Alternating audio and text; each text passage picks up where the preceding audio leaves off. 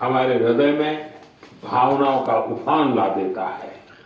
वंदे मातरम, इस एक शब्द में कितने ही भाव है, कितनी ऊर्जाएं हैं। सहज भाव में ये हमें मां भारती के वात्सल्य का अनुभव कराता है। यही हमें मां भारती की संतानों के रूप में अपने दायित्वों का बोध कराता है।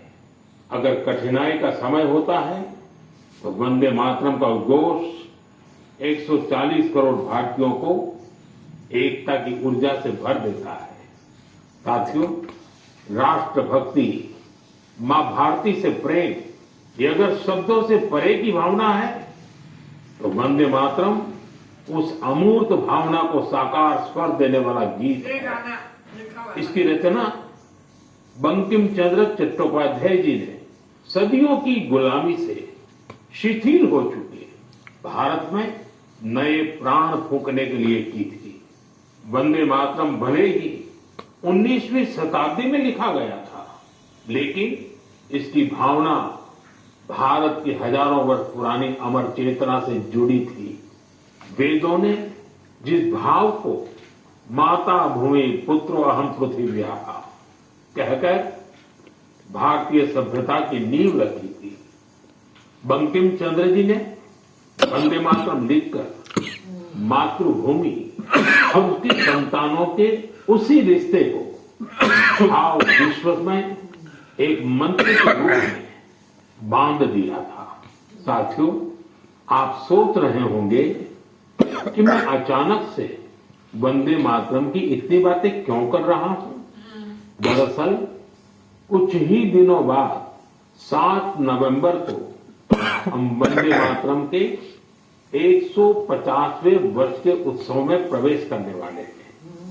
150 वर्ष पूर्व वंदे मातरम की रचना हुई थी और 1896 में गुरुदेव रविन्द्रनाथ टैगोर ने पहली बार इसे गाया था। साथियों, वंदे मातरम के गान में करोड़ों देशवासियों हमेशा राष्ट्र प्रेम के अपार उफान को महसूस किया है। हमारी पीढ़ियों ने वंदे मातरम के शब्दों में भारत के जीवंत और भव्य स्वरूप के दर्शन किए हैं। सुजलाम सुफलाम मलयज शीतलाम शस्य श्यामलाम मातरम वंदे मातरम। हमें ऐसा ही भारत बनाना है। वंदे मातरम हमारे इन प्रयासों में हमेशा हमारी प्रेरणा बनेगा। इसलिए हमें वंदे मातरम के 150वें वर्ष को भी यादगार बनाना है। आने वाली पीढ़ी के लिए ये संस्कार सरिता को हमें आगे बढ़ाना है। आने वाले समय में वंदे मातरम से जुड़े कई कार्यक्रम होंगे, देश में कई आयोजन होंगे।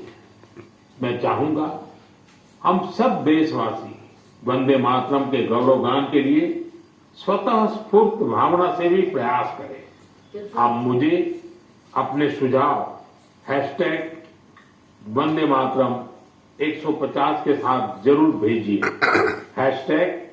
#वंदे मातरम 150।